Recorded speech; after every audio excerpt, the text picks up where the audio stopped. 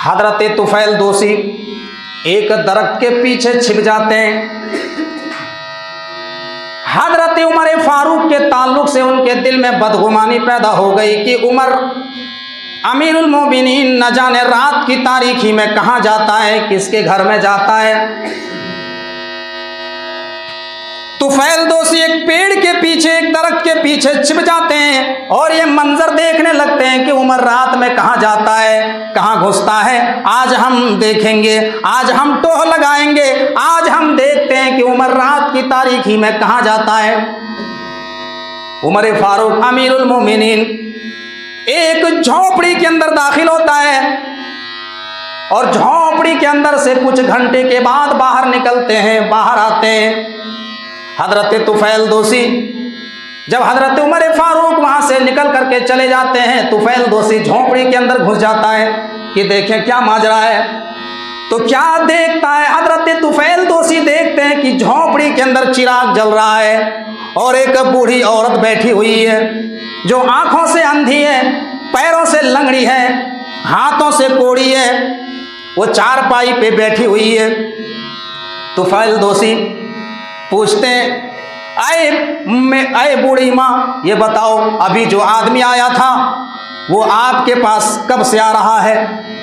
कहा कि वो 4 साल से मेरे पास आ रहा है। उस औरत ने कहा कि मेरे पास 4 साल से वो नौजवान आ रहा है, वो आदमी 4 साल से मेरे पास आ रहा है। तुफैल दोसी कहते हैं, आए औरत, आए बूढ़ी माँ, जरा ये बताओ कि वो यहाँ आने के बाद क्या करता है। कहा मैं आंखों से अंधी हूँ, पैरों से लंगड़ी हूँ, हाथों से कोड़ी हूँ। वो नौजवान आता है और सबसे पहले आने के बाद वो मेरी गंदगी को साफ करता है। मेरे बिस्तर में जो गंदगी लगी होती है, मेरे पेशाब और पैखाने को वो साफ करता है और कपड़ों को धुल करके वो फैला देता है और फिर वो खाना बनाता है और खाना बना करके मुझे खिलाता है, मुझे खाना बना करके खिलाता है और फिर वो जो है कुछ देर के बाद चला जाता है। मैं नाम पूछती हूँ तो आज तक उसने नाम नहीं बताया। 4 साल का अरसा गुजर रहा है लेकिन आज तक उसने नाम नहीं बताया कि मेरा नाम क्या है। जब मैं पूछती हूँ तो कह देता कि मैं तेरा बेटा हूँ बस। तुफैल दोसी वहां से निकलते हैं, उस बूढ़ी से कहते हैं, अरे औरत, क्या तुझे मालूम है कि तेरे पास कौन आ रहा है? रोजाना रात की तारीखी में तुम्हारे पास कौन आ रहा है? कहा कि हमें नहीं मालूम है। हजरत तुफैल दोसी कहते हैं, अरे औरत, वो हजरत उमर फारूक हैं, वो अमीरुल मोमिनीन है, वो मुसलमानों के खलीफा हैं, वो मुसलमानों के खलीफतुल मुस्लिमीन हजरत उमर फारूक हैं।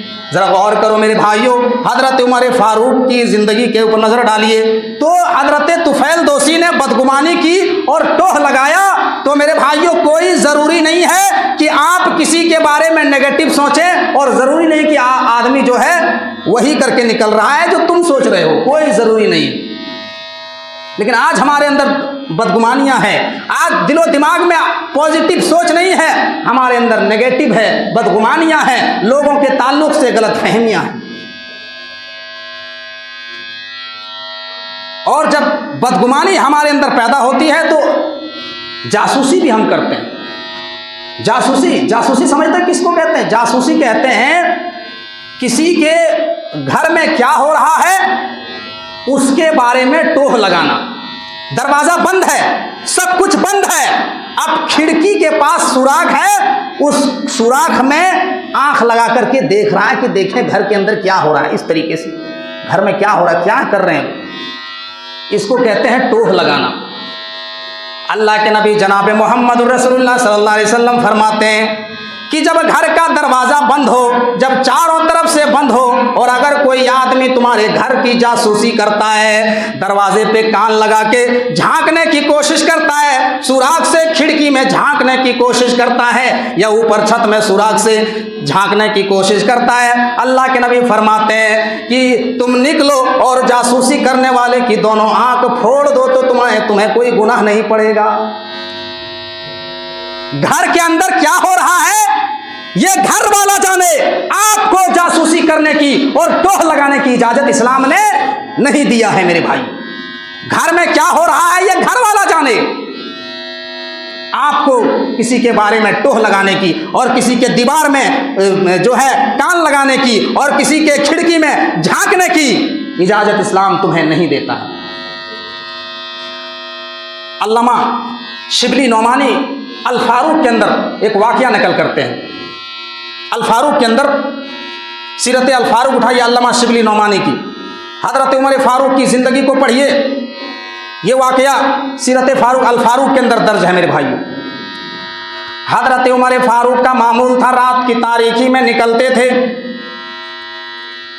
रात की तारीखी में मोहल्ले के अंदर अपने एरिया में घूमा करते थे कि रात में किसके घर में चूल्हा जला, किसके घर में चूल्हा नहीं जला, कौन भूखा है और किसके घर में चूल्हा जला, कौन ऐसे ही सो गया है। हजरत उमर फारूक घर मोहल्ले के अंदर घूम रहे हैं। एक घर के करीब पहुंचते हैं, दरवाजे के पास पहुंचते हैं, चारों तरफ से लॉक है, चारों तरफ से बंद है। दीवार के करीब में पहुंचा, हजरत उमर फारूक ने कान लगाया तो क्या सुनते हैं कि अंदर से एक गाने की आवाज आ रही है, अंदर से गाने की आवाज आ रही है।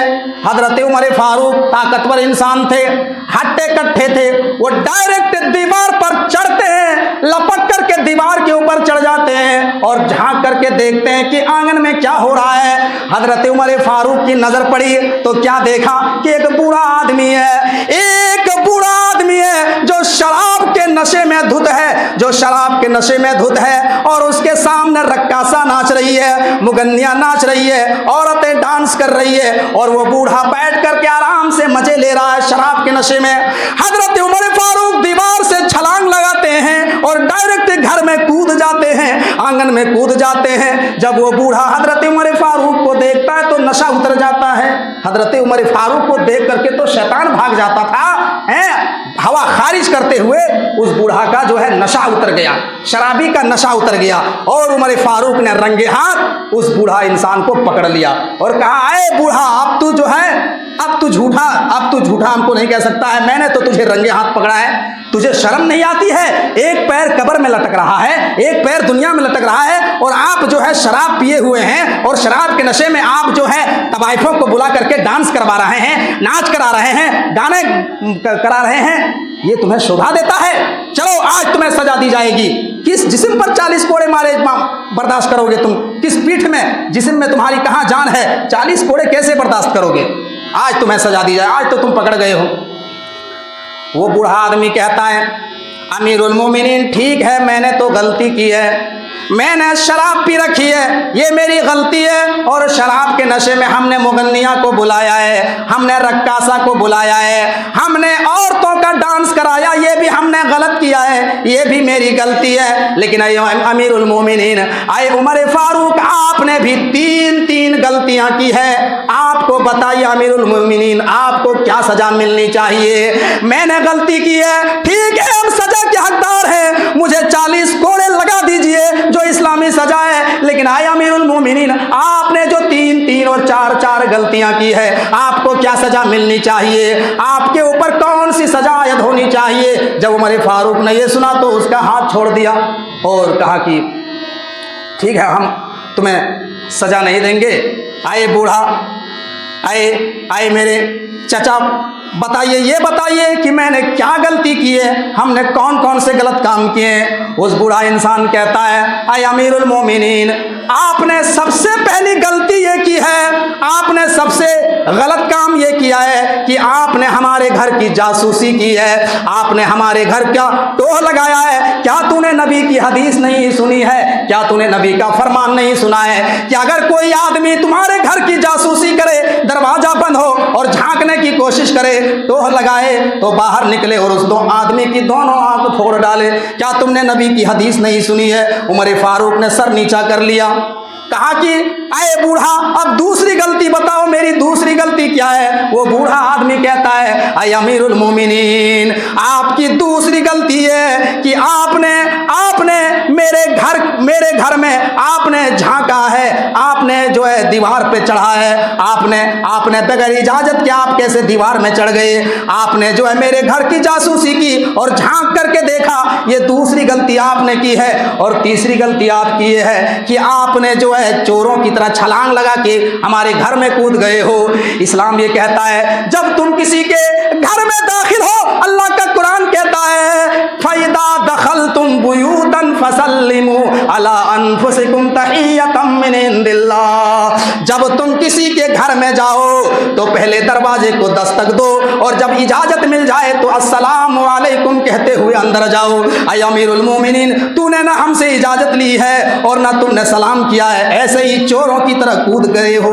बताओ तुम्हें क्या सजा मिलनी चाहिए? तुमने हमारे घर में कूदा है, इजाजत ली है और आपने सलाम भी नहीं किया और ऐसे ही हमारे आंगन में कूद गए और ऐसे ही आ गए। आप किसकी इजाजत से और कैसे आए? और आपने सलाम भी नहीं किया, इजाजत भी नहीं ली, ऐसे आ गए आप। अमीरुल मोमिनीन नरम पड़ जाते हैं और वहां से चले जाते हैं। मेरे भाइयों 4 साल का अरसा गुजर जाता है, 4 साल का अरसा गुजर जाता है। वो बूढ़ा बहुत ज्यादा कमजोर हो गया, वो लाठी के सहारे चलने लगा, कमर उसकी झुक गई, अब वो मोहताज हो गया, उसके पास पैसे नहीं, उसका बेटा कमाने के नहीं दे रहा है, अब वो बहुत ही ज्यादा लाचार हो गया, कमजोर हो गया। अब अमीरुल मोमिनीन के पास वो बूढ़ा आदमी लाठी के सहारे जाता है, अपना वजीफा जारी करवाने के लिए, अपना पेंशन जारी करवाने के लिए जाता है और जाकर के लोगों की लाइन में खड़ा हो जाता है। अमीरुल मोमिनीन दरबार में कुर्सी पर बैठे हुए हैं कि कितने लोग लगे हुए लाइन में वजीफा जारी करवाने के लिए, पेंशन जारी करवाने के लिए। अमीरुल मोमिनीन की नजर उस बूढ़े इंसान पर पड़ गई। वो बूढ़ा जो है देख के पहचान लिया अमीरुल मोमिनीन, तो बूढ़ा डर गया कि आज तो छोड़ेंगे नहीं हैं, आज तो 40 कोड़े मार ही देंगे। अमीरुल मोमिनीन ने उस बूढ़ा को बुलाया, अरे चाचा इधर आओ। आपने अमीरुल मोमिनीन ने उस बूढ़े आदमी को घर में बुलाया और घर में बिठा करके उसको नाश्ता पानी कराया, खजूर खिलाया, पानी पिलाया और कहा, अरे बूढ़ा 4 साल का अरसा हो गया, मैंने आज तक तुम्हारे बारे में किसी को नहीं बताया। अरे बूढ़ा आदमी, अरे मेरे बाप के दर्जे में आप दाखिल हैं। अरे बूढ़ा आदमी, अब तो तुम शराब को छोड़ दो, अब तो तुम किसी रक्कासा को अपने घर में मत बुलाओ, आपकी उम्र इतनी हो गई, आप बुढ़ापे में ये शराब पीते, आपको शोभा नहीं देता है, आपको ये अच्छा नहीं लगता है, शोभा नहीं देता है। उस बूढ़ा ने कहा, ऐ अमीरुल मोमिनीन, जब से आपने हमको हमारे घर में जिस दिन आए, मैंने उसी दिन तौबा कर लिया और मैंने छोड़ दिया। अमीरुल मोमिनीन ने भी कहा कि अरे बूढ़े आदमी, मैंने आज तक जो है 4 साल का अरसा गुजर गया, लेकिन आज तक मैंने किसी को नहीं बताया कि मैंने फला आदमी को रंगे हाथ शराब की हालत में पकड़ा था। मेरे भाइयों, अमीरुल मोमिनीन चाहते तो उसको वहीं पर मजमे आम में कह सकते थे, ए बूढ़े बे, तू लाइन में लगा था भाई, तू शराबी आदमी है, चल जरा, और वहीं पर 2-4 पैना लगाते। क्यों? अभी आप पेंशन जारी करवाने आए, शराबी आदमी। लेकिन उमर फारूक ने उसको जो है तन्हाई में बुला करके उसकी इस्लाह की, उसको समझाया। मेरे भाइयों, ये होता है इस्लाह का तरीका। चाहते थे तो उमर फारूक जो है उसको रुस्वा कर सकते थे। आज देख लीजिए, आज जासूसी करने में, आज लोगों को रुस्वा करने में मेरे भाइयों हमारा हाल क्या है। हम अगर कहेंगे तो गलत नहीं होगा, रुस्वा करने में, किसी को बदनाम करने में उलमा का किरदार जो है जाहिलों से भी ज्यादा बढ़ गया है, जाहिलों से भी ज्यादा गिर गया है। सोशल मीडिया पर आप नजर उठा करके देखिए किस तरीके से लोग डिग्रियां तक देख लेते हैं, डिग्रियां तक मांग लेते हैं। किसी के नाम के आगे फैजी, किसी के नाम के आगे सलफी, किसी के नाम के आगे मदनी, किसी के नाम के आगे अजहरी, किसी के नाम के आगे असरी, किसी के नाम के आगे कुछ, किसी के नाम के आगे कुछ। मेरे भाइयों, उमर फारूक ने उसको भी रुस्वा नहीं किया और तन्हाई में बुला करके उसको नसीहत की, उसको समझाया। तो कुरान क्या कहता, वला तजस्ससू, ए लोगों तुम किसी की जासूसी ना किया करो, तुम किसी की जासूसी मत किया करो। जासूसी करना ये बहुत बड़ा गुनाह है, बहुत बड़ा गुनाह है मेरे भाइयों, जासूसी करना ये बहुत बड़ा गुनाह है। अमीरुल मोमिनीन ने उसको किस तरीके से अकेले में समझाया। तो 5वां हक क्या है, किसी के बारे में नेगेटिव सोच ना रखें, बदगुमानी ना करें और जासूसी ना किया करें।